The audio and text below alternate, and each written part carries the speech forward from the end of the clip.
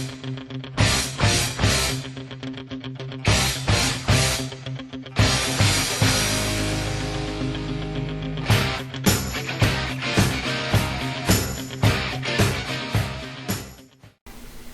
guys, it's Reitanna Seishin trying to keep her promise and giving more dream journals. I'm going to try to do more than one in a sitting just so I can get through them quicker.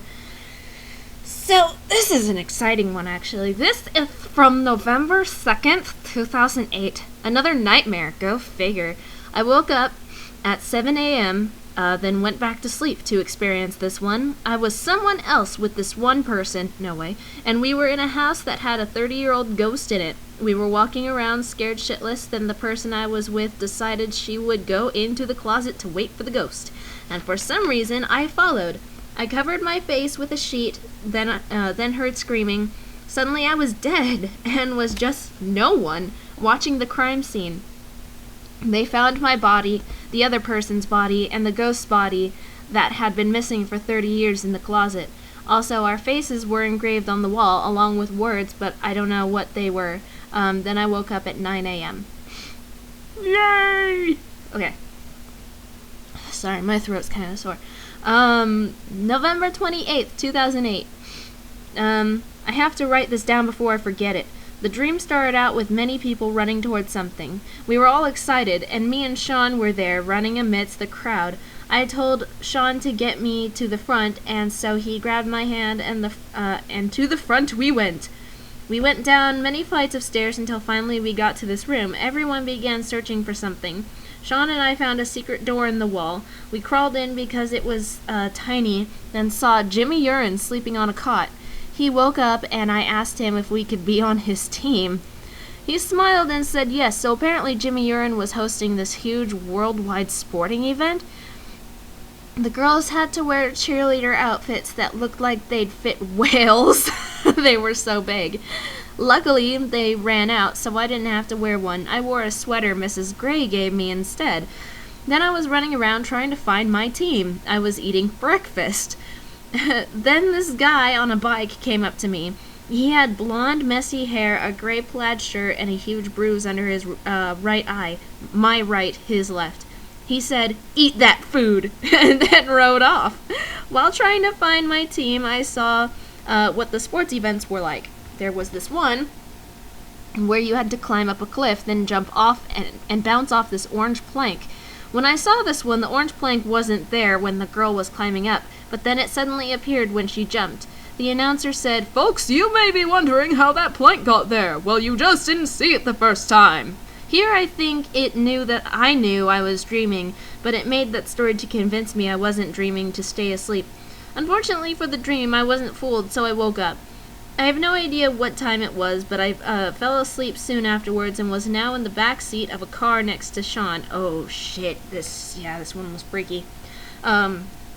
We were telling the driver about how cool the event was, when in reality I would only enjoy such an event because Jimmy Urine was there. At this point, we didn't know who the driver was, but I assumed at first that it was my grandmother. I think the dream me knew that it wasn't, though.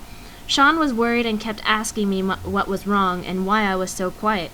I tried whispering, but the driver shouted at us. I don't remember what she said, but Sean realized the driver was my mother. I don't remember what he said next, but then he ordered her to stop so he and I could get out. She almost didn't, but I said I would call the police if she didn't, so she stopped us at a gas station. It was the middle of the night now, and there were no cars at the gas station, only a few on the road. The station was dark inside. I had my cell phone and was going to call someone for help, but first Sean and I watched the horrid green car that still haunts my dreams. Mom sped off down the road, and then there was a bright white flash. She had run into something. The damaged car backed up, then turned around on the road again and sped in the opposite direction. I held up my middle finger to her, then went over to Sean to hug him. He was staring at something behind me with a terrified expression. I looked back and saw Mom's car turn around and come right towards us. With a huge surge of fear filling me, I woke up before we were hit by her. I hate that green station wagon. She had it when we lived in Alpine. when she was abusing me more and started hallucinating. I woke from this nightmare at 8 a.m. this morning. I had a nightmare prior to this that I woke up from. My legs had slowly gotten sawed off, but that wasn't nearly as scary. Ew. The fact that Sean was involved, and we seemed alone with her in the world was the scary part. I saw reflected in Sean's eyes my 14-year-old self's fear. The fact that no one else was around to witness her killing us was just how I felt when she was abusing me, because no one else knew, so I felt alone. I had to write this dream down so I could tell Sean because it involved him.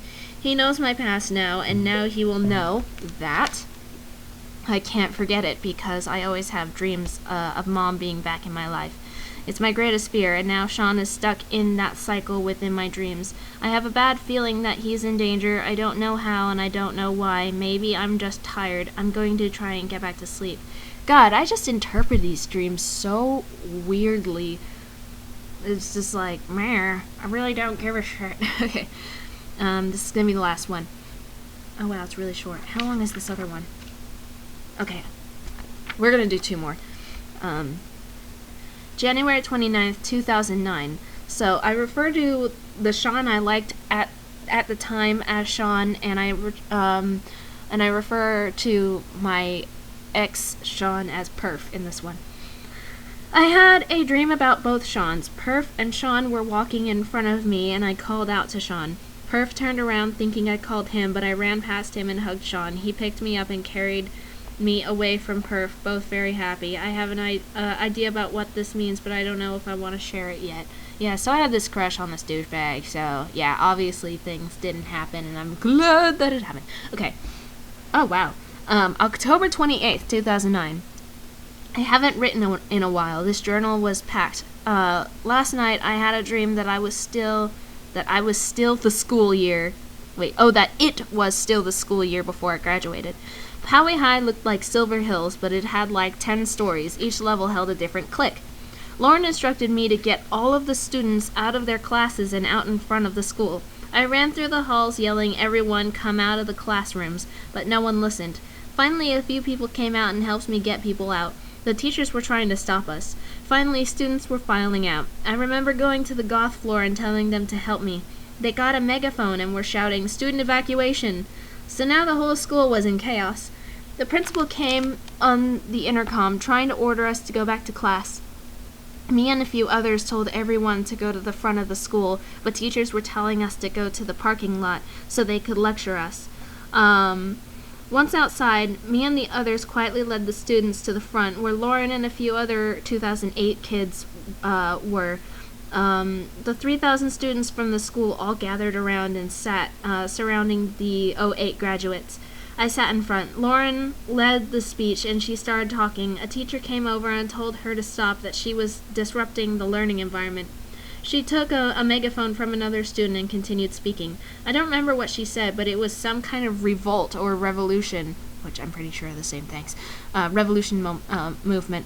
I had no idea what this dream means, but it makes a cool idea for a techno song. Of course, Okay, so yeah, those are some wacky dreams. Oh, wacky! So, yeah, I have some pretty crazy dreams.